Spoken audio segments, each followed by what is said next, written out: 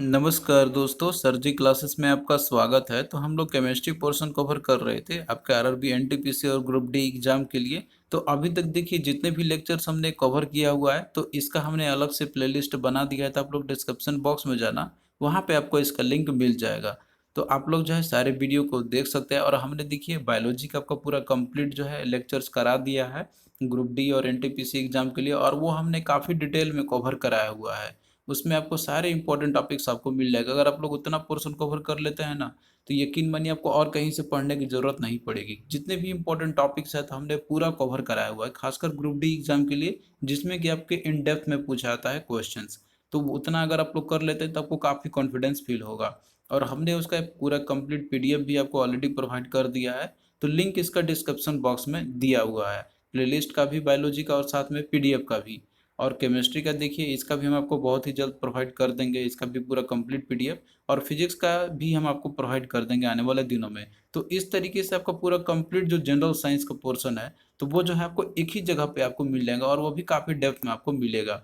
तो आपके एग्जाम के लिए वो काफ़ी बेनिफिट रहेगा। तो आप लोग फॉलो करते चलना, हम आपको पूरा कंप्लीट जनरल साइंस जो है आपका करा देंगे एग्जाम के लिए। तो चलिए स्टार्ट करते हैं हम लोग आज का सेशन।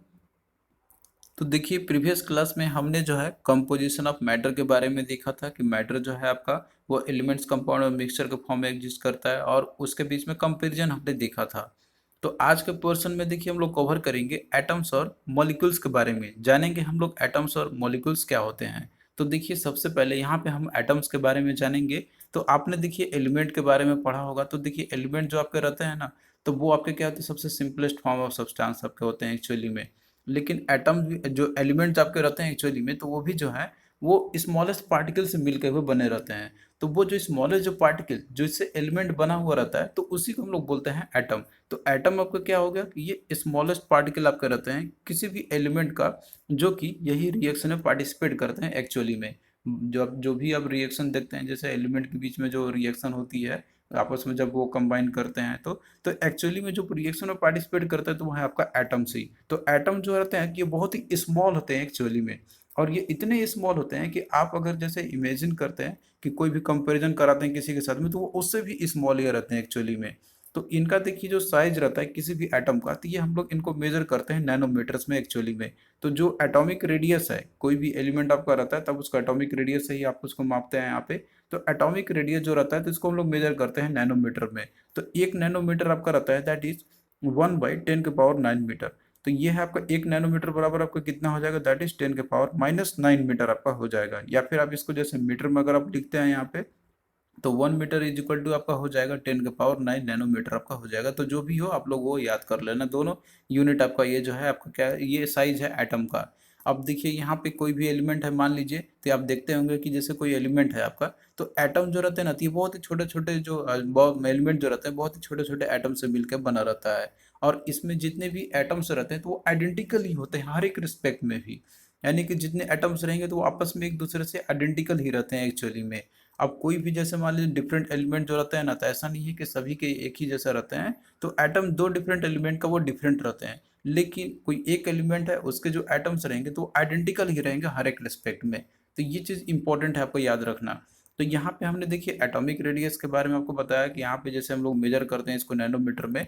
तो जैसे एक क्वेश्चन आपका पूछा जाता है कि जैसे हाइड्रोजन है आपका, यहाँ पे हाइड्रोजन जो आपका है ये पीरियोडिक टेबल का फर्स्ट एलिमेंट है। तो इसका जो एटॉमिक रेडियस जो रहता है, तो इसका होता है आपका दैट इज इक्वल टू 1 × 10⁻⁻मीटर होती है। तो ये आप लोग याद रखना। फिर इसके बाद देखिए यहाँ पे आपने देख लिया एटम के बारे में। अब आइए देखते हैं हम लोग एटॉमिक मास के बारे में देखते हैं हम लोग। तो देखिए जो एटॉमिक मास है और एक आपका रहता है मास नंबर, तो इन दोनों के बीच में थोड़ा सा डिफरेंस है। एटॉमिक मास जो आपका रहता है कि कोई भी जैसे एटम है तो उसका मास कितना है, इसी को बोलते हैं हम लोग एटॉमिक मास। तो ये देखिए ये तो आपका एक डेफिनेशन हो गया। दूसरा इसका डेफिनेशन आपका रहता है यहाँ पे, दैट इज कार्बन एटम के टर्म्स में। तो इसका दूसरा इसका होता है कि it is the number which tells how many times an atom of an element is heavier than 1/12 the mass of an carbon atom.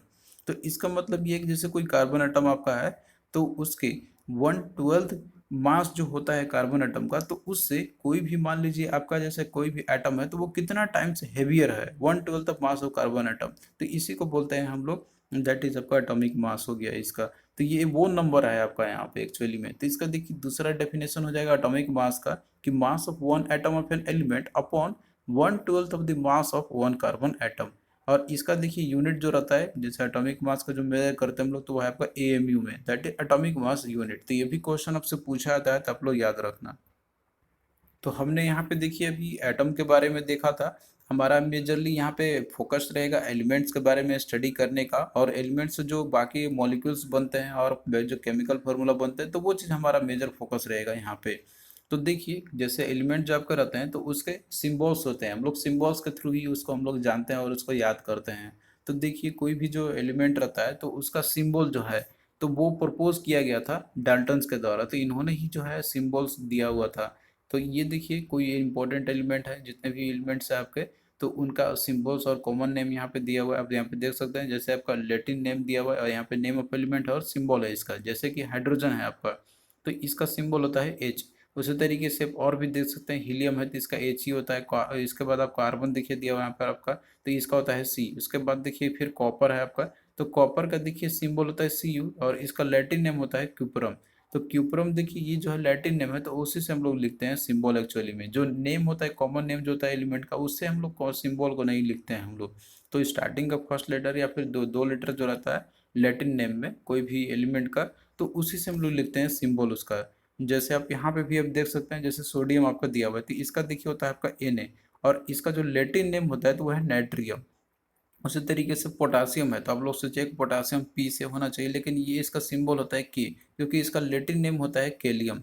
तो इसमें देखिए स्टार्टिंग जो इसका लेटर है वो है के, तो इसलिए हम लोग सिंबल लिखते हैं लैटिन नेम के कंपेयर, लैटिन नेम को देखते हुए लिखा गया हुआ है। तो इस तरीके से और भी आपके एलिमेंट है जो इम्पोर्टेंट जितने भी आपके लिस्ट में यहाँ पे दिया हुआ है, आगे भी हम लोग देखेंगे इसके बारे में। अभी पीरियोडिक टेबल में मेनली हम लोग ज़्यादा फोकस रहेगा करने, एलिमेंट को अच्छे से स्टडी करने का। तो यहाँ पे देखिए आपने एटम्स के बारे में देख लिया और समझ भी लिया कि एटम्स क्या होते हैं। तो ये एक्चुअली एलिमेंट का वो सबसे स्मॉलेस्ट पार्टिकल्स होते हैं ये।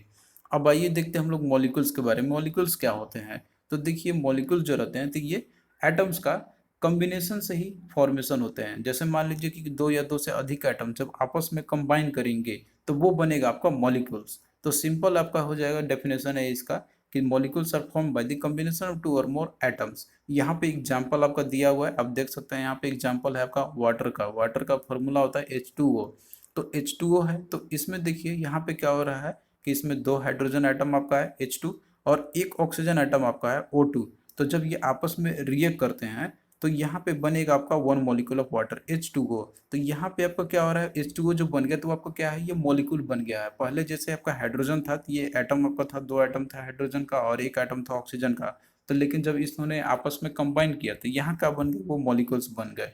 तो ये जो है आपका जो वाटर मॉलिक्यूल, आपका वाटर जो बनता है फॉर्मेशन हुआ था, आपका एक मॉलिक्यूल ऑफ वाटर है H2O। तो यहाँ पे आप देख सकते हैं यही चीज इसको दर्शाया गया है यहाँ पर, कि एक आपका ऑक्सीजन है, दो हाइड्रोजन एटम आपका है, ये वाटर मॉलिक्यूल बन गया। और यहाँ पे ऑक्सीजन मॉलिक्यूल है आपका, जो कि ये दो एटम ऑफ ऑक्सीजन था। अब आइए यहाँ पे हम लोग देखते हैं एक इम्पोर्टेंट कॉन्सेप्ट जो कि आपका है एटॉमिसिटी है। तो देखिए एटॉमिसिटी हम लोग इसका सिंपल सा डेफिनेशन होता है कि that is number of atoms present in one molecule. यानी कि एक मॉलिक्यूल में नंबर ऑफ एटम्स कितने प्रेजेंट है, उसको हम लोग बोलते हैं एटॉमिसिटी। तो इसके बेसिस पे देखिए जो नंबर ऑफ एटम जो मतलब रहते हैं आपके मॉलिक्यूल्स को हम लोग कैटेगराइज करते हैं इसको चार टाइप्स में। मतलब कि उसके अंदर में कितना नंबर ऑफ एटम्स प्रेजेंट है, तो उसके बेसिस पे इसको क्लासिफाई किया गया हुआ है चार टाइप्स में। तो पहला आपका है मोनो एटॉमिक यहाँ पे आपका दिया हुआ है, और उसके बाद डाई एटॉमिक आपका दिया हुआ है, उसके बाद ट्राई एटॉमिक दिया हुआ है, और उसके बाद आपका टेट्रा एटॉमिक है। तो ये हम लोग किस तरीके से यहाँ पे किया की गई है यहाँ पे, तो ये है आपका नंबर ऑफ एटम्स के बेसिस पे। तो देखिए मोनो एटॉमिक जो आपके रहते हैं, तो वो हम लोग बोलते हैं ऐसे मॉलिक्यूल्स को मोनोटॉमिक मॉलिक्यूल्स बोलेंगे हम लोग, कि जिसमें अंदर में केवल एक एटम ही रहेंगे, तो उसे बोलते हैं हम लोग मोनो एटॉमिक बोलेंगे। जैसे कि यहाँ पे आपका दिया हुआ है Ne और एयर आर्गन, ये सारे जितने भी देखिए ये जो है मोनो एटॉमिक है, क्योंकि इसके अंदर में केवल इसमें देखिए क्या है, केवल एक ही एटम है He का, तो एक ही एटम है आपका। और उसके बाद फिर अगला देखिए डाई एटॉमिक मॉलिक्यूल्स है। तो डाई एटॉमिक मॉलिक्यूल्स ये ऐसे हो जाएंगे कि जिनके अंदर में दो एटम्स रहेंगे, तो उसको बोलेंगे हम लोग डायटोमिक। जैसे एग्जांपल आपका दिया हुआ है O2, तो इसमें देखिए O2 ऑक्सीजन का, इसमें दो एटम्स है एक्चुअली में, तो इनसे ये मिलके आपका बना हुआ है, तो ये आपके हो गए डायटोमिक मॉलिक्यूल्स आपके हो गए। तो ये एग्जाम्पल आपको याद रखना है, बहुत ही इंपॉर्टेंट है। क्वेश्चन आपसे एग्जाम में पूछा जाता है डायरेक्टली।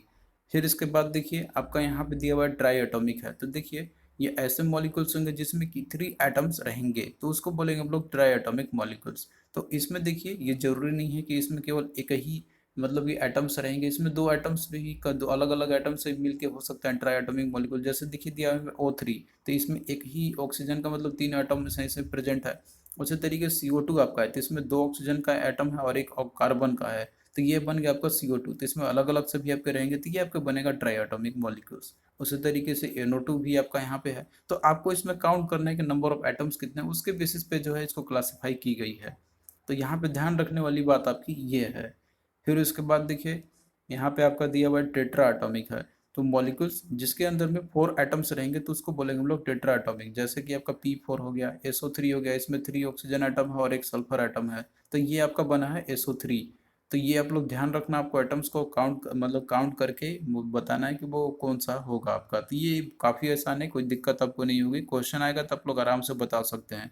तो क्वेश्चन आपका इसी तरीके से इसमें आता है कि विच of the following is try atomic molecules. तो उसमें आपका मान लीजिए कि अगर एक दिया रहेगा NO2 और एक दो एक तीन एग्जांपल मान लीजिए कि एक He का Ne का और इसमें मान लीजिए O2 दिया रहेगा, तो आपका क्या होगा राइट आंसर NO2 हो जाएगा। तो इस तरीके से आपको ध्यान रखना है, आपको एटम काउंट करना है, नंबर ऑफ एटम्स को काउंट करना है। वो चाहे सिमिलर का हो सकता है या फिर डिफरेंट डिफरेंट एटम्स मिलके भी हो सकते हैं, लेकिन उसमें 4 होने चाहिए, तो वो आपका होगा टेट्रा, और 3 है तो टेट्राई एटॉमिक रहेंगे। तो यही सेम चीज़ आपका है कि depending on the types of the atoms molecules को हमने फर्दर और इसको डिवाइड किया हुआ है दो और टाइप्स में। यहाँ भी देखिए हमने इसको मोनोटॉम, जैसे यहाँ पे आपका था कि नंबर ऑफ एटम्स के बेसिस पे आपका था, इसी तरीके से कि टाइप्स ऑफ एटम्स वो मतलब कैसे हैं, तो मॉलिक्यूल्स को और फर्दर डिवाइड किया गया दो टाइप्स में। एक आपका रहता है होमो एटॉमिक मॉलिक्यूल्स, दूसरा आपका रहता है हेटेरो एटॉमिक मॉलिक्यूल्स। तो यहाँ पे सिंपली देखिए डिफरेंस क्या है इन दोनों में। इसमें देखिए होमो है, होमो एटॉमिक मॉलिक्यूल्स है। तो इसमें ऐसे मॉलिक्यूल्स आपके रहेंगे मतलब जो फॉर्मेशन जब होंगे ना, तो इसमें केवल एक ही टाइप ऑफ एटम से ये मिलके बने रहेंगे, तो उनको बोलेंगे हम लोग होमो एटॉमिक मॉलिक्यूल। जैसे यहाँ पे देखिए H2 है, तो H2 में एक हाइड्रोजन है दूसरा भी हाइड्रोजन है, तो मतलब इन्हीं से मिलके बना हुआ है। N2 भी आपका है, तो ये देखिए नाइट्रोजन का मतलब जो है इसमें तो यही सेम चीज़ मतलब वही उसी एटम्स दो एटम से मिलके बने हुए हैं, इसमें कोई और दूसरा नहीं है। P4 भी है, तो इसमें एक ही टाइप ऑफ एटम से मिल के बना हुआ है, तो इसलिए इसको बोलते हैं हम लोग होमो एटॉमिक मॉलिक्यूल्स। और वहीं पे हेटेरो एटॉमिक मॉलिक्यूल जो आपका है, तो इस केस में क्या होगा कि ऐसे मॉलिक्यूल्स होंगे कि जिनका जैसे फॉर्मेशन होगा, तो जिसमें डिफरेंट टाइप्स ऑफ एटम जो रहेंगे तो वो आपस में मिलके बनेंगे, तो इसको बोलते हैं हम लोग हेटेरो एटॉमिक मॉलिक्यूल। जैसे कि आपका दिया हुआ है CO2, तो इसमें देखिए एक कार्बन एटम है और दो ऑक्सीजन एटम है, तो इसमें different different types of atom से मिलकर बना हुआ है आपका। उसी तरीके से आपका NO2 है, CH4 हो गया, HCl आपका हो गया, तो इसमें देख रहे हैं ना कि डिफरेंट डिफरेंट एटम से मिलकर बना हुआ है। तो यहाँ पे आपका क्या हो गया हेटेरो एटॉमिक मॉलिक्यूल्स हो गया। और कंपैरिजन करने की बात आ जाए, आप इसको देखिए होमो एटॉमिक मॉलिक्यूल्स भी बोल सकते हैं इसमें से। तो ये H2 आपका क्या है, ये होमो एटॉमिक तो है ही, लेकिन ये आपका क्या है, ये डायटोमिक भी आपका एग्जांपल में आ जाएगा। उसी तरीके से जैसे P4 है आपका, तो ये होमो एटॉमिक तो है ही, लेकिन ये है आपका टेट्रा एटॉमिक मॉलिक्यूल्स हो जाएगा। तो आप लोग जो है इन सभी को ध्यान में रखते चलना। उसी तरीके से जैसे CO2 आपका है, तो ये आपका हेटेरो एटॉमिक मॉलिक्यूल्स तो है ही, लेकिन इसमें कितना नंबर ऑफ एटम है, तो 3 देखिए, एक कार्बन और 2 ऑक्सीजन है, तो ये आपका ट्राई एटॉमिक मॉलिक्यूल्स है। तो आपको जो है इन सभी पे फोकस करते चलना है। किसी भी तरीके से क्वेश्चन आएगा तो आप लोग उसको इजीली कर सकते हैं यहाँ पे। अब भाई हम लोग यहाँ पे क्वेश्चंस करते हैं जो कि आपके प्रीवियस आरआरबी के वेरियस एग्जाम में पूछे गए थे, आरआरबी एनटीपी से, और खासकर ग्रुप डी एग्जाम के लिए आपका काफ़ी इंपॉर्टेंट है ये। तो क्वेश्चन देखिए आपको पूछा गया था कि what is the number of atoms constituting a molecule known as. तो इसमें आपका सिंपल यही क्वेश्चन है कि अणु के गठन करने वाले परमाणुओं की संख्या को क्या कहते हैं हम लोग। तो इसमें देखिए सिंपली ये है आपका कि जैसे एटम जब आपस में नंबर ऑफ कॉन्स्टिट्यूट जब रहते हैं मॉलिक्यूल्स में, तो उसको सिंपली बोलते हैं हम लोग एटॉमिसिटी बोलते हैं हम लोग। तो एटॉमिसिटी यही आपका है कि जब कोई भी एटम जो रहता है मतलब कंस्टिट्यूट करते हैं, मॉलिक्यूल्स का निर्माण करते हैं, तो उसमें मेनली दो या दो से अधिक एटम उसमें आपस में कंबाइन करेंगे तो आपका बनेगा एटॉमिक, वो बोलेगा आपका एक्चुअली में वो मॉलिक्यूल बनेगा आपका। तो इसको बोलते हैं हम लोग एटॉमिसिटी, कम्बिनेशन जो होता है यहाँ पर आपका एक्चुअली में। तो ये है आपका ऑप्शन 3 होगा। बाकी एटॉमिक नंबर, आइसोटॉप्स और एटॉमिक मास, ये इन सभी का डेफिनेशन अलग है, तो ये चीज़ आपने स्टडी भी किया होगा और आगे भी हम लोग इसके बारे में देखेंगे। फिर अगला देखिए दिया हुआ है कि what is the atomicity of phosphorus. तो देखिए जो आपका फॉस्फोरस है, तो इसका होता है फॉस्फोरस का P4। तो इसमें एटॉमिसिटी यही है कि मतलब कितना नंबर ऑफ एटम से मिलकर बना हुआ, तो ये देखिए आपके 4 रहते हैं इसमें एक्चुअली में, P4 आपका है। तो इसका होता है आपका atomicity that is tetra atomic है, यानी कि इसमें 4 जो रहते हैं मॉलिक्यूल, 4 एक्चुअली एटम्स रहते हैं फॉस्फोरस के, तो वो आपका मिलके बना हुआ रहता है, तो ये आपका टेट्रा एटॉमिक हो जाएगा। तो आपने देखा भी होगा फॉस्फोरस का होता है P4, तो इसलिए आपका क्या है 4 इसमें एटम्स है फॉस्फोरस का, तो ये आपका हो जाएगा टेट्रा एटॉमिक। तो उसी तरीके से आपका और भी किसी से ही पूछा सकता है कि एटॉमिसिटी, जैसे आपका पूछ दिया कि H2 का मतलब कितना होगा उसका, तो वो आपका डायटोमिक हो जाएगा। उसी तरीके से O3 का अगर पूछेगा तो आपका हो जाएगा उसका ट्राई एटॉमिक आपका हो जाएगा। तो आपको यही याद रखना है, यहाँ पे कोई भी पूछेगा तो आपको बस वो ध्यान में रखना है कि उसकी फॉर्मूला क्या होती है। फिर इसके बाद देखिए यहाँ पे आपका और भी दिया हुआ है क्वेश्चन जो कि आपके प्रीवियस ईयर में पूछे गए थे। यहाँ पे हम लोग काफ़ी क्वेश्चंस करेंगे जिससे कि आपको जो है पूरा क्लैरिटी हो जाए सब्जेक्ट के ऊपर में। क्वेश्चन है आपका कि which of this is not a homo atomic molecule. तो आपको बताना है इसमें से कि कौन सा जो है होमो एटॉमिक मॉलिक्यूल्स नहीं है। तो इसमें देखिए दिया हुआ है CO2, H2, P4 या N2। तो देखिए होमो एटॉमिक मॉलिक्यूल्स कौन से होते हैं कि जो ऐसे मॉलिक्यूल्स होते हैं कि जो कि सेम एटम से मिलकर बने हुए रहते हैं आपके, तो उनको बोलते हैं हम लोग होमो एटॉमिक। तो इस केस में H2, P4 और N2 ये तो आपके जैसे तीनों के तीनों जो है तो ये सेम जैसे सेम एटम से मिलकर बने हुए हैं, लेकिन जो CO2 आपका है तो ये क्या है डिफरेंट एटम से मिलकर बना हुआ है, एक कार्बन और 2 ऑक्सीजन। तो इस केस में आपका होमो एटॉमिक नहीं होगा, ये क्या होगा हेटेरो एटॉमिक होगा। तो option 1 is the right answer. फिर इसके बाद देखिए अगला दिया हुआ आपका यहाँ पे कि the molecular mass of nitrogen is 28, it atomic mass is 14। तो एटॉमिसिटी आपको बताना है नाइट्रोजन का कितना होगा। तो देखिए आपने वहाँ पे देखा था एटॉमिसिटी के बारे में, मतलब एटॉमिसिटी के बारे में क्या होता है कि इसमें जैसे मान लीजिए कि कोई भी एटम का जैसे कंबाइन कितना होते हैं, कोई भी एटम कितना कंबाइन है उसके अंदर में, तो वो होता है इसका।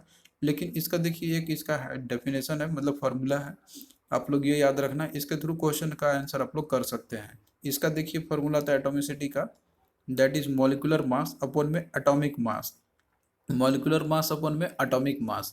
अब यहाँ पे देखिए किसका पूछा गया है, आपका पूछा गया यहाँ पे नाइट्रोजन का पूछा गया हुआ है। तो इस केस में देखिए जो मॉलिकुलर मास होता है नाइट्रोजन का, तो इसका होता है आपका दैट इज 28, इसमें ऑलरेडी दिया हुआ है। और इसका एटॉमिक मास जो आपका दिया हुआ है 14। तो इसका अगर आपको एटॉमिसिटी निकालिएगा यहाँ पे तो कितना आपका हो जाएगा, that is 28 divided by 14 that is equal to 2 आपका हो जाएगा। तो इसका मतलब ये है कि इसका एटॉमिसिटी कितना आपका होगा, तो दैट इज 2। तो इसका मतलब ये है कि 1 मॉलिक्यूल ऑफ नाइट्रोजन जो है आपका, तो इसमें 2 एटम होते हैं एक्चुअली में। तो वैसे भी N2 इसका फॉर्मूला आपका रहता है, तो उसमें 2 मतलब एटम तो रहेंगे ही, तो एटोमिसिटी इसका कितना होगा आपका एक्चुअली में 2 इसका हो जाएगा। तो ये आप लोग ध्यान रखना, यदि आपको फार्मूला याद हो तो सही है, नहीं तो फिर आप लोग इसको फार्मूला से भी मतलब दिया रहेगा तो आप इससे भी निकाल सकते हैं atomicity, that is molecular mass upon में एटॉमिक मास, तो इसका हो जाएगा आपका 2। फिर इसके बाद देखिए अगला दिया हुआ है कि how many atoms are present in molecules of COOH whole 2। तो इसमें आपको बताना है कि कितना एटम्स प्रेजेंट है, ये जो मॉलिक्यूल आपका है COOH होल 2। तो इसमें देखिए जब आप लोग पूरा देखते हैं यहाँ पे, अगर सबको अलग अलग अलग करके आप सेपरेट करके देखते हैं, तो इसमें देखिए एक आपका कैल्शियम है और OH है, इसमें आपका 2 है दोनों कॉम्बिनेशन एक्चुअली में। तो जैसे 2 ऑक्सीजन आइटम, एक 2 हाइड्रोजन आइटम है, तो 2 2 4 और एक कैल्शियम आपका, ये 5 हो गया टोटल। तो इस केस में कितना है इसका टोटल एटम प्रेजेंट है इसमें, तो आपका ऑप्शन 2 हो जाएगा दैट इज 5। तो अब यहाँ पे देख सकते हैं कैल्शियम हाइड्रोक्साइड इसका है एक्चुअली में।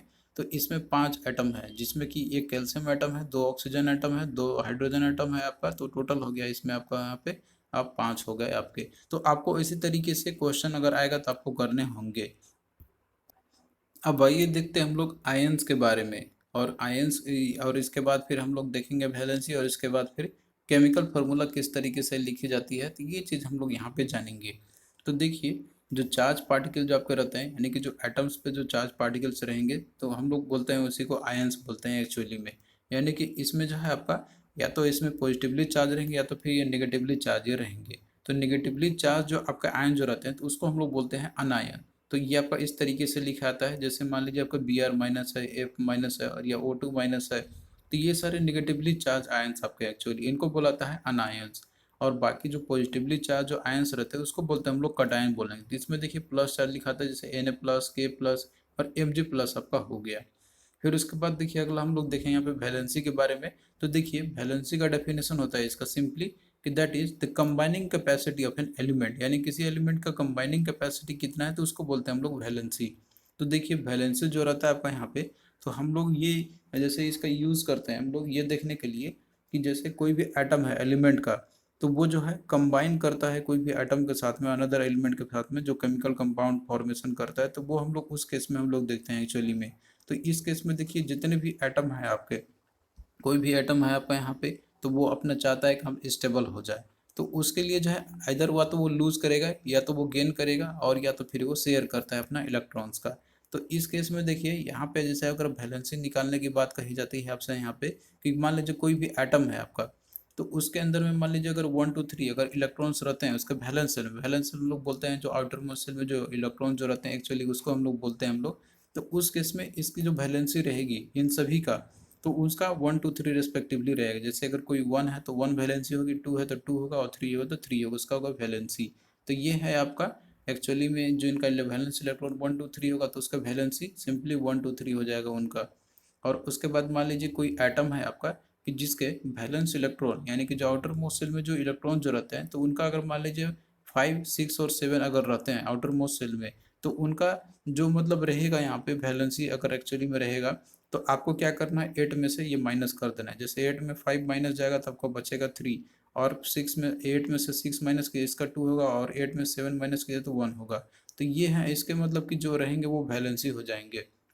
तो ये आपको याद रखना है इनका यहाँ पे। फिर उसके बाद देखिए यहाँ पे दिया हुआ कि अगर मान लीजिए कोई भी एटम है आपका, तो उसका मान लीजिए अगर वैलेंस इलेक्ट्रॉन 4 है आउटर मोस्ट सेल में, तो उस केस में क्या होगा यहाँ पे कि ये जो है ना, तो ये कोई जैसे आपका क्या करेगा, ये गेन करेगा ना लूज करेगा, ये शेयर करेगा अपना यहाँ पे। तो इस केस में इसका जो इलेक्ट्रॉन मतलब जो वैलेंसी जो रहेगी इसकी एक्चुअली में, तो आपका 4 हो जाएगा।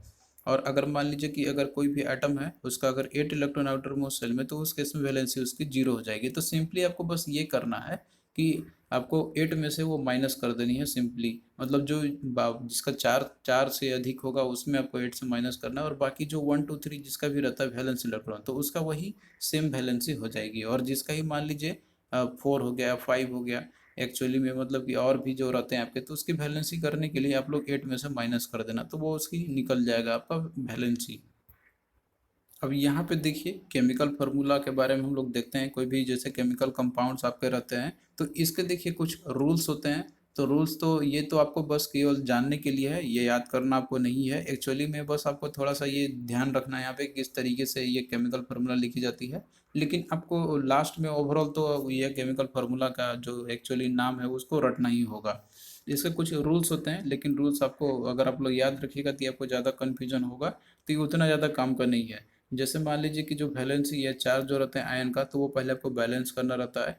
और इसके साथ में दूसरा स्टेप रहता है कि जो मेटल और जो नॉन मेटल कंपाउंड जो रहते हैं, तो उनको आपको जैसे नाम या फिर जो सिंबल रहता है आपका, जो मेटल का फर्स्ट नाम है, तो उनसे आपको शो करनी होती है। जैसे कि आपका Na+ और Cl- है, तो इसको हमने NaCl लिखा हुआ है, तो इसका जो फर्स्ट जो रहते हैं नाम जो रहते हैं या सिंबल जो रहते हैं, तो उससे हम लोग लिखते हैं। और तीसरा स्टेप रहता है कि कोई भी कंपाउंड आपका है, तो वो जैसे आपका फॉर्म्ड होता है, कोई भी मान लीजिए पॉलीएटॉमिक आयन रहते हैं, तो पॉलीएटॉमिक आयन को हम लोग रिटर्न लिखते हैं, उसको ब्रैकेट्स के फॉर्म में लिखते हैं। जैसे एल्युमिनियम सल्फेट आपका दिया हुआ है Al2SO4 होल 3, और उसके बाद होल SO4, उसके बाद होल 3 आपका है। तो इसमें देखिए जो पॉलीएटॉमिक सल्फेट आयन आपका है इसमें, जैसे कि आपका SO4 जो कि आपका दिया हुआ है, इस पर निगेटिव चार्ज आपका 2 है इसमें। तो ये है आपका, इनको हमने इनक्लोज किया हुआ है, एक ब्रैकेट में इनक्लोज किया हुआ है। अब जैसे सब्सक्रिप्ट 3 बाहर में लिखा है, लेकिन इसको हमने इनक्लोज किया हुआ है ब्रैकेट में SO4 करने का यहाँ पे। तो ये है आपके जैसे पोलियोटॉमिक आयंस है, तो इनको जो है आपको ब्रैकेट में लिखनी होती है। तो यहाँ पे वही सेम चीज़ है कि ब्रैकेट हमने लिखा हुआ है सब्सक्रिप्ट 3, यहाँ पे इंडिकेट ये कर रहा है यहाँ पे कि 3 सल्फेट जो है वो ग्रुप किया गया हुआ है, जिसमें कि 2 अल्युमिनियम एटम से ये ज्वाइंट हुए हैं। तो ये है आपका यहाँ पे लिखने का तरीका है इसका एक्चुअली में।